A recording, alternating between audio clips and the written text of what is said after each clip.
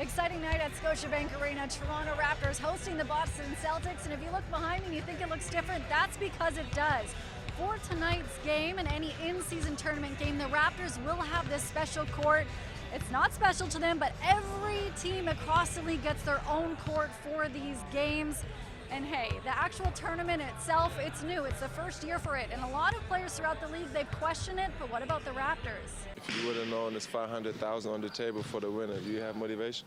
Why, yes, it would, Dennis. $500,000. That's how much each player would win if they advance to the finals in Vegas and win the inaugural in-season tournament. We are very motivated going into this game. In-season tournament is something that everybody's looking forward to play. I'm excited to see the court.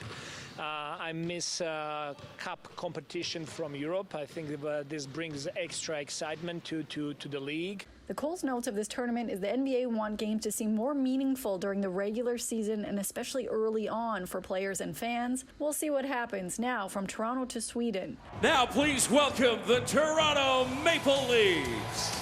The Leafs are on the road and in Sweden for their first of two games. Here's what happened this afternoon in their game against Detroit.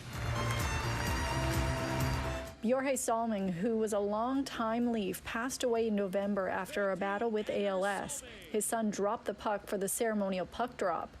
This game was an emotional moment for a lot of players, including William Nylander.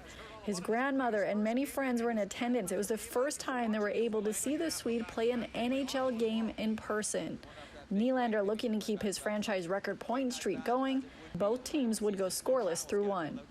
To the second, look at this moment. Matthews coming from behind the net to pass it out to Marner, and Detroit knocks their net off. After review, the call on the ice stands. There is no goal. Still 0-0, but just seconds later.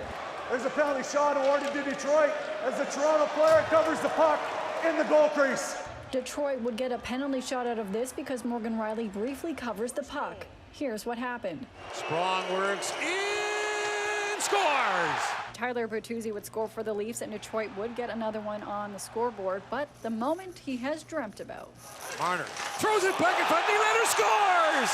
Big Willie Styles tying it up at 2-2, but guess what? They'd go on to win the game 3-2. The Leafs back in action on Sunday.